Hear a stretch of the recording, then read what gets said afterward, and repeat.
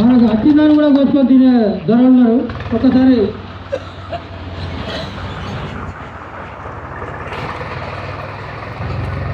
వడ్లూరు గ్రామ ప్రజలకు మరియు ఈ టెంట్ కింద ఉన్న సర్పంచ్ గారికి మరియు పేరున మీ అందరికీ నా నమస్కారాలు. ఈరోజు 14వ రోజు రిలే నిరాహార దీక్షలు కొనసాగుతున్నాయి. అయితే నా 3 రోజుల కింద నేను ఏమైందంటే తోటపిల్ల కూర్చున్న దగ్గర కూర్చుంటే బేగంపేటలో ఎమ్మెల్యే గారు వచ్చిండ్రు, రసమయ్య బాలకిషన్. ఈ వాట్సాప్లో అలవాటు అయిపోయినాయి, ఫోన్లో నెట్ బ్యాలెన్స్ చేసుకుని చూసుడు. ఆయన వచ్చింది నిమ్మరసం ఇచ్చిండు, అయిపోయింది, మనం చేస్తాం, అలా కలుపుతాం ఇలా కలుపుతాం అంటారు. అసలు వడ్లూరు ఏమైంది? వడ్లూరులో పాపం పులిసీను అంటే పేరు వేయడు, పులిసీను అంటే పులి ఎక్కనే ఉంటాడు అనుకున్నా, పులి ఎక్కనే ఉన్నాడు.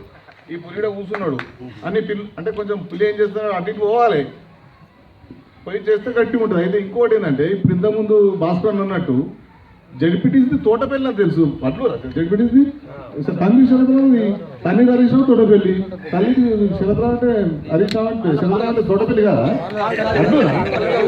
రోజు మా తోటపల్లి ఉంటాడు.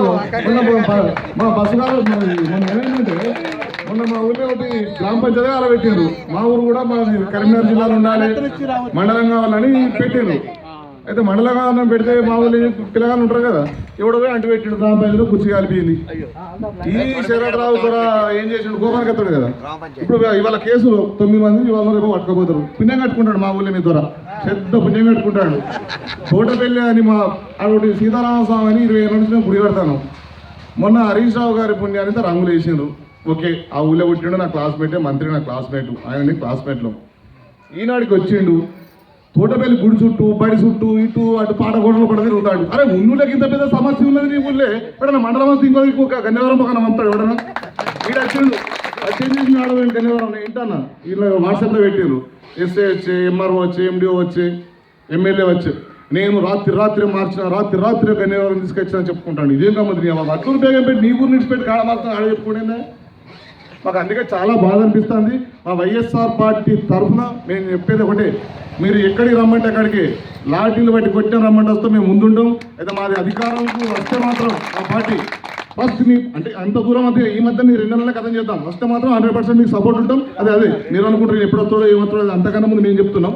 మీరు ఎక్కడికి రమ్మంటే అక్కడికి వస్తాం, మీ ముందు మేము ఉంటాం.